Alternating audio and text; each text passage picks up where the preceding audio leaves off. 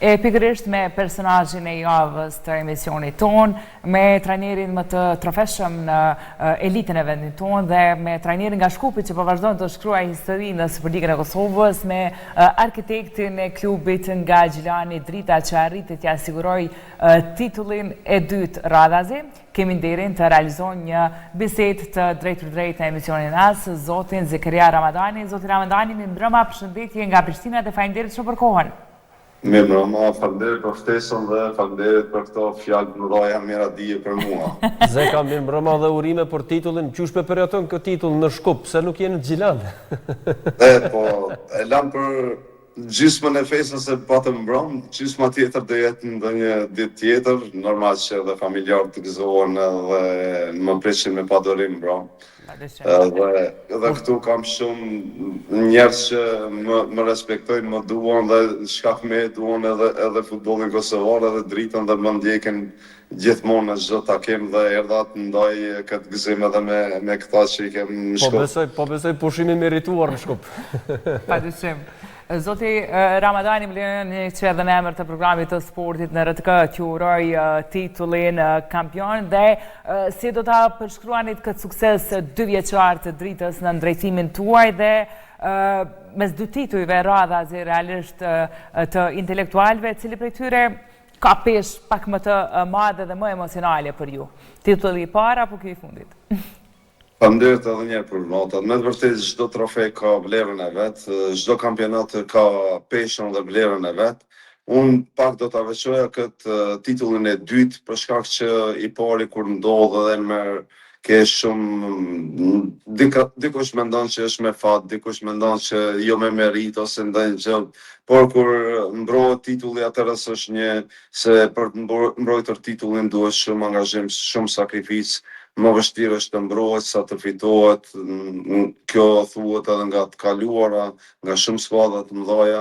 Pastaj kishte shumë disa normal nuk i kishim ne historinë pozitive në fillim të kampionatit, kishte shumë deklarata se Ramadani nuk din të mbron titullin, po ato ishin deklarata gazetare, opinionistë që nuk ishin të mirë të menduara për shkak që unë nuk kam pas mundësinë, nuk ma kanë dhënë mundësinë për të mbrojtur titullin.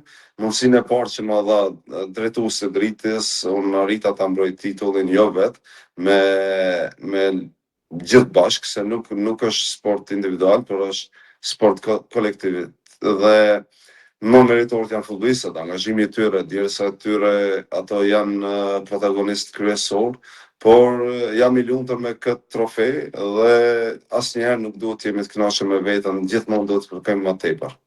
Okej, Zekaria, interesant ishte fakti se në 3 duelet paraprake me Ballkanin kishit pasur 3 disfata në këtë edicion dhe në ndeshjen e 4 erdhi fitoria. Cili ishte, nëse mund të themi, ai ndryshimi taktik apo psikologjik që e bërët që në ndeshjen vendimtare të realizoni fitore dhe normalisht ta vulosni titullin e kampionit?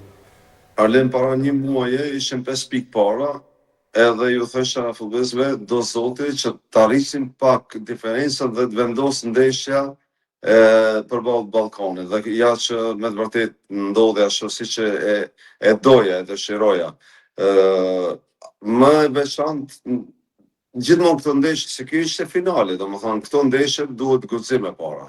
Unë e di çfarë karakteri kam unë dhe çfarë karakteri kanë futbollistët e mi kur është ndeshja vendimtare se çfarë mund bëjnë ato.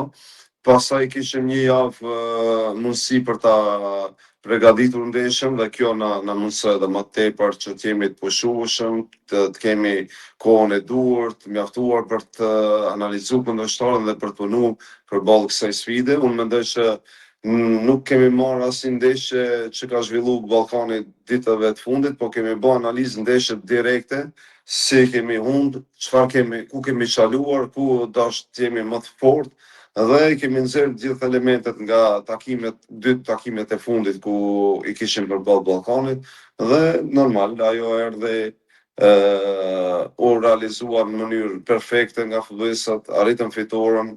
I uroj futbollistëve për këtë titull të fituar, për këtë fitore dhe gjithë intelektualëve, shpresoj që mos ndalemi këtu, gjithmonë duhet kërkojmë më tepër nga vetja. Zakaria, Drita këtë sezon njihet si skuadra me mbrojtjen më të qelikt në elit dhe sa ka qenë ky stabilitet defanziv i planifikuar dhe sa ka ndikuar ai në ekuilibrin e skuadrës përballë sulmit më efikas në ligë siç e ka Ballkani. Si futbollist kam qenë mbrojtës dhe ne si mbrojtës e dim që mbrojtja më e mirë fillon nga sulmi. Dhe këtë e praktikoj tani edhe si trajner që gjithmonë sulmi jonë duhet të jetë mbrojtja më e fortë. Dhe duke llogaritur agresivitetin që kemi mrena fushë dhe duke llogaritur thëniet e shumë trajnerëve të mëdhej që thënë mbrojtja të fiton kampionatin kurse sulmi të fiton ndeshjen. Dhe jo që kemi luajtur në fazën defanzive gjithkohës, ne kemi sulmu, kemi ndetë lartë, por jemi përkohësuar maksimalisht që mbrojtjen ta bëjmë sa më lart portës dhe sa më pak punë të ketë Faton Maloku. Edhe dje Faton Maloku dëshmoj se është portieri siç ka dëshmuar në shumë ndeshje, që është portieri më i mirë kosovar. Pa dy mundësi Ballkani ball për ball me Fatonin, arriti të mbron siç ka mbrojtur edhe shumë ndeshje tjetër, se kur rrin lart, i pozicionohesh lart, normal rrezikshmëria është edhe më e madhe për dalë direkt me portierin, por na luajmë për të shënuar një gol më tepër se kundërshtari dhe kur ekipi është kompakt, si në mbrojtje, si në mesfush, si në sulm, është shumë e vështirë edhe për kundërshtarin me sulmu dhe normal edhe eksperienca mbrenda grupit nëse merr 4 mbrapa është Besnik Krasniqi, është Egzon Bejtullah, Jorgo Pollumbi, Vuka Shej, ndonjëherë edhe Fatoni, këto kanë shumë vjet eksperiencë dhe shumë vështirë depërtohet drejt këtyre mbrojtësave. Është shumë evidente. Okej, sot keni hyrë ndryshe në analet e futbollit kosovar si trajneri më i trofeshëm me 5 titull të kampionit, pa llogaritur këto edhe sukseset që keni pas në Superkupë dhe në Kupën e Kosovës. Çfarë do të thotë ky rekord personal për ju, zotri Ramadani, dhe a e konsideroni veten, nëse mund të themi, arkitekti kryesor i standardit të ri të sukseseve që është vendosur tash në Superligë pikërisht nga ana juaj? Është një privilegj i madh, është një nder dhe respekt, por është edhe një përgjegjësi se nuk është lehtë të fiton 5 trofej dhe karriera ndërtohet me shumë mund, me shumë angazhim, por mund të humbet brenda një kohe shumë të shkurtër. Kështu është puna jonë. Është një konkurencë e jashtëzakonshme tek puna e trajnerëve. Kam kolegë mjaft cilësor ku unë duhet të jap gjithçka për të mbajtur vendin e punës. Sa i përket 5 trofejve, kanë qenë secili ka vlerën e vet dhe peshën e vet. Këto janë shumë ditë, orë, net, javë, vite punë. Dhe nuk do ta kisha llogaritur veten si arkitekt i futbollit modern, për shkak që çdo vjet kemi risi ndryshme, po nuk u bënëm edhe ne update, po e them kështu më drejt me ndoshta fjala më mirë, më e kuptueshme, nëse nuk bëhemi update në trajner, do të çalojmë gjithmonë, çdo vit kemi risi në futboll, kemi taktika të ndryshme, sisteme të ndryshme dhe nuk besoj që përveç Guardiolës mund të quhet dikush arkitekt. Për Kosovë ndoshta mirë na ka ecë, se kam gjetë vetën mirë një kampionat ku jam përshtat unë kampionatit e jo kampionati me më përshtat mua dhe shpresoj që të vazhdojmë kështu. Ndihem shumë mirë, ndihem shumë rahat, ndihem shumë i respektuar. Normal 5 trofej të bëjnë pjesë i veçantë, po me gjithë respektin për gjithë kolegët e mi, po mos të ishin ato të mirë, asun nuk do isha ky që jam. Një duar trokitje për modestinë e zotit Ramadani. Megjithatë, ju keni fituar tituj me 4 skuadra të ndryshme në Kosovë, me Trepçën, 89, Ferenikelin, Prishtinën dhe Dritën. Na tregoj cila është ajo formula magjike e Zakaria Ramadanit që arrin të ndërtoj mentalitet fitues kudo që ai shkel. Recept nuk ka. Besoni që ju nëse e merr përgatish një tort ose një edhe e ke receptin edhe mund ta gabosh, edhe mund të jetë shumë e ëmbël ose jo shumë e ëmbël, kurse puna jonë do shumë sakrificë para. Unë jam i bindur që bëj punën më të bukur në botë për mua. Është me shumë pasion, është me shumë presion, është me shumë stres, por e kam pasion dhe e dua shumë. Dhe nuk më ndalon as shiu, as bora, as nxehtë i madh për të qenë i përgatitur në çdo stërvitje.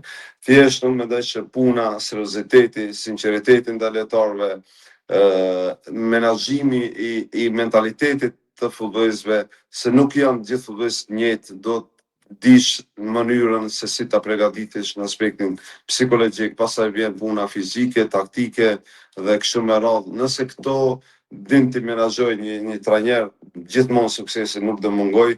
Dhe unë jam i bindur që nëse ti jep maksimumin, nuk e lën asnjë detaj të vogël që të vjen keq pas mos arritjes suksesit, thushi është dashur edhe këtë ta bëj, atëherë s'me të vërtetë është vaj jot. Nëse i bën gjitha, unë mendoj që i bëj gjitha ato që i di, ato që kam mundësi t'i bëj, dhe normal, jam i bindur që Zoti i shpërblen punëtorët, atë që jep maksimumin dhe asnjëherë nuk kërkoj një arsye të vogël për mos arritjen e suksesit. Gjithmonë gishti drejtohet nga vetja. Unë kam përgjegjësi ndaj pronarëve të klubit, futbollistët kanë përgjegjësi ndaj meje dhe kështu funksionon klubi kudo që kam qenë, dhe ajo më e rëndësishme është karakteri i trajnerit kur futet në trurin e futbollistëve, është shumë më e kuptueshme dhe më e realizueshme idetë e trajnerit. Është shumë normale, evidente kjo që po thoni zotri Zakaria, pasi gjatë rrugtimit tuaj sa të paktën sajnë në Kosovë, kam pasur nderin dhe fatin të përcjelli qoftë nga Trepça 89, Feronikli, Prishtina dhe tashmë të Drita, dhe po më vjen mirë që po i tregoni këto pikë anë pozitive tuaja, të cilat më bëjnë të ndihem edhe mu krenar si gazetar, por të gjithë ata të tjerët po besoj që e kam përcjellur këtë rrugtim. Por çfarë është e rëndësishme, nëse mund të themi zotri Ramadani, nëse mund të themi një trajner të ketë lojtar me vendimtar apo me peshë të madhe që din ta përfundojnë ndeshjen, sikurse që ishte rasti i fundit për shembull kur e kemi një Besnik Krasniqi apo më pas edhe një Dante që vendos ndeshjen. Keni shumë lojtarë të mirë në skuadër, por disa në momente e kanë marrë, nëse mund të themi, barrën e peshës së ndeshjes dhe e kanë vendosur ndeshjen. Shikoj, kur vjen ndeshja finale, siç ishte kjo me Ballkanin, ose e përmenda vetë më herët kur ishte ndeshja vendimtare Feronikeli Prishtina, ju kujtohet, në Drenas. Këto ndeshje gjithmonë eksperjenca është e para, pastaj vjen lufta sportive, agresiviteti, grindja, dhe më e rëndësishme është të kenë guxim futbollistët. Guximi nuk vjen nga qielli. Guximin duhesh si trajner t'ja japish, ta kenë besimin se çfarë do të ndodhë mbrenda në fushë, ju nuk keni faj fare, fajet i ka trajneri gjithmonë, ju vetëm duhet t'jepni atomin e fundit mbrenda në fushë. Dhe gjithmonë mbështetesh tek futbollistat që kanë minutazhen më të madhe. Aty nuk bëhet eksperiment në ato takime. Të fusish një debutant ose të fusish një lojtar që nuk e ka formën e duhur, aty duhet të jenë futbollistët me formën më të mirë dhe futbollistët që kanë guximin më të madh. Unë kështu e shoh dhe kështu kam vepruar në këtë ndeshje vendimtare që i kam pas deri më sot, dhe e pam edhe dje që Besnik Krasniqi çfarë grindje ka për te topi i dytë, ku kalon në sprint, kalon edhe Blerin Krasniqi i cili është sulmues, po grindja e Besnikut për të shënuar gol edhe mentaliteti i tij fitues doli në meydan dhe normal pasimi i fundit i tushës ishte perfekt dhe ekzekutimi i Besnikut. Për atë gjithmonë duhet më mbështet tek forca, agresiviteti dhe ata futbollistë që kanë guxim në ndeshje vendimtare. Sa ai futbollist që nuk e ka guximin e mjaftueshëm, gjatë kampionatit ndihmon, luan mirë, luan pas stres, po kur është ndonjëherë ndeshja vendimtare, është për dikë është e vështirë edhe të lidhesh lidhset e këpucëve. Zakaria, ky titull ju dërgon sërish në kualifikimet e Ligës Kampionëve dhe pas suksesit historik që patët edicionin e shkuar në Ligën e Konferencës, a mendon dhe a beson se ky grupi i lojtarëve është gati për të bërë hapin e madh drejt fazës së grupeve në garën më prestigjioze evropiane për klube? Patjetër që besoj. Tani jemi me një eksperiencë pak më të madhe. Viti i kaluar ishte shumë i vështirë për herë të parë për mua dhe për klubin, me aq numër të madh të ndeshjeve, ndoshta nuk e kemi menaxhuar ashtu siç duhet, por suksesi erdhi.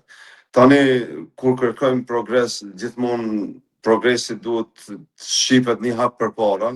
Një hap përpara do të kisha llogaritur nëse ne arrim të kvalifikohemi në Liga Evropa. Kjo do ishte një sukses i mirë dhe një progres i mirë për mua si trajner, por edhe për klubin tonë, edhe për futbollistët tonë, dhe ishte një progres i madh, por asnjëherë nuk duhet të themi se mjaft, me kaq mjafton. Gjithmonë mund të kërkojmë dhe të jemi optimist për më lart, por në fundit nëse arritet edhe suksesi i njëjtë sikur që ishte këtë edicion, unë jam i bindur që do të jemi të kënaqur. Zakaria, edhe në pyetje për fund, pasi që po shkojnë minutat shumë shpejt dhe po dëshirojmë t'ju lëmë të kënaqen edhe ju me familjen tuaj pasi jeni atje për pushime.